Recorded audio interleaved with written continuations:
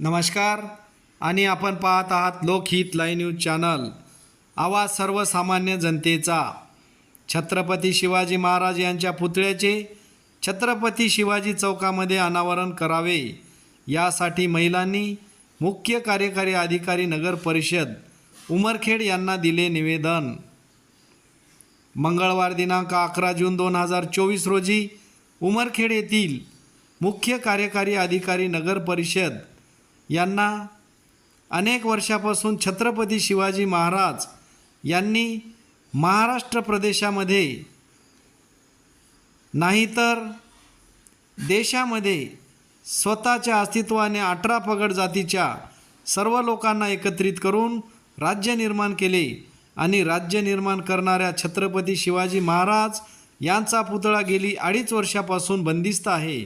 त्यांच्या पुतळ्यासाठी छत्रपती शिवाजी चौकात जागा देऊन पुतळ्याला बसविण्यात यावं व पुतळ्याचे सुशोभीकरण करून पुतळ्याचे अनावरण करण्यात यावे, यासाठी निवेदन देण्यात आले। यावेळी डॉक्टर प्राध्यापक मीनाक्षी सावळकर, विभागीय अध्यक्ष निराधार निराश्रित व्यक्तिविकास विभाग अमरावती विद्या पातालवंशी, जिल्हा अध्यक्ष निराधार निराश्रित विकास विभाग सरस्वती ठाकूर, जिल्हा सचिव निराधार निराश्रित व्यक्तिविकास गौतम दवने, विभागीय सचिव श्यामला एरेकर, सुनीता घोडे, नंदाताई दवने, नंदाताई पुरी, मंगल दवने, अम्रपाली दवने हे उपस्थित होते। उपस्थितांना महाराष्ट्र प्रदेश काँग्रेस कमिटीच्या निराधार निराश्रित व्यक्तिविकास यवतमाळ जिल्ह्यातील उमरखेड तालुक्यात नियुक्तीपत्र देण्यात आले। पाहूया डॉक्टर प्राध्यापक मीनाक्षी सावळकर यांची प्रतिक्रिया।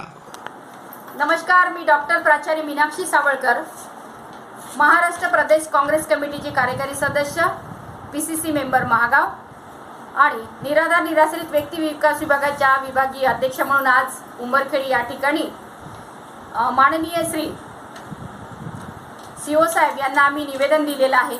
या निवेदनामध्ये प्रामुख्याने आम्ही मागण्या केलेल्या आहेत। छत्रपती शिवाजी महाराज, ज्या छत्रपती शिवाजी महाराजांनी 12 पगड जातीच्या संदर्भात मोठ्या प्रमाणात काम केलं, त्या छत्रपती शिवाजी महाराजांचा पुतळा गेली 2.5 वर्षापासून बंदिस्त आहे। तो पुतळा ताबडतोब बंदिस्त असलेल्या त्या पुतळ्याला बाहेर काढून शिवाजी चौकामध्ये त्या पुतळ्याचं अनावरण करण्यासाठी आज आम्ही नगर परिषदेचे सन्माननीय CO यांना निवेदन दिलेलं आहे। आज आपण पाहतो मोठ्या प्रमाणात प्रत्येक ठिकाणी पुतळे उभे आहेत। ज्या शिवाजी महाराजांनी देशाला बलिदान दिलं आणि राज्यकर्त्यांना कशा पद्धतीने राज्य करायला पाहिजे त्यांनी शिकवलं, त्या शिवाजी महाराजांचा पुतळा आज बंदिस्त आहे। हे फार मोठी खेदाची गोष्ट आहे। म्हणून आज आम्ही सर्व महिलांनी निराधार निराश्रित व्यक्ती विकास विभागाच्या सर्व संघटनेच्या वतीनं आमच्या यवतमाळ जिल्ह्याच्या जिल्हाध्यक्षा सन्माननीय विद्याताई पातालवंशी यांच्या नेतृत्वाखाली आज आम्ही निवेदन दिलं आणि या निवेदनाच्या अंतर्गत तसेच आम्ही आज पूर्ण उमरखेड तालुक्यामध्ये महिला संघटना तयार करून एक महिला सक्षमीकरण खूप आवश्यक आहे। होणाऱ्या विधानसभेच्या इलेक्शनमध्ये महिलांना प्रामुख्याने प्राधान्य देण्यासाठी आम्ही मोठा लढा उभारणार आहोत आणि महिला सक्षम होणं काळाची गरज आहे। महिला जर सक्षम झाली तर घर सक्षम होऊ शकतं आणि घर सक्षम झालं तर घरातील प्रत्येक व्यक्ती हा स्वयंभूत होतो। आज आम्ही या ठिकाणी शासनाला एकच विनंती करते की ज्या पद्धतीने महिलांवर अन्याय झालेला आहे आणि महिलांच्या संदर्भात जे काही धोरण आपण आखलेलं आहात, ते धोरण आपण महिलांना, अन्याय झालेल्या महिलांवर वाचा फोडण्याचं काम आम्ही निराधार निराश्रित संघटनेच्या सर्व महिला करणार आहोत आणि शासनाने ज्या महिलांना नवीन योजना देणार आहेत, फक्त कागदोपत्री योजना राबवत आहात, प्रत्यक्षात अंमलबजावणी करण्यासाठी आम्ही आज सर्व महिला रस्त्यावर उतरणार आहोत। हो घातलेल्या विधानसभेच्या निवडणुकीमध्ये उमरखेड महागाव मतदारसंघात केवळ आणि केवळ महिलांना तिकीट देऊन एक नवा इतिहास घडवण्यासाठी आम्ही सर्व महिला एकत्रित आलो। जय हिंद, जय महाराष्ट्र।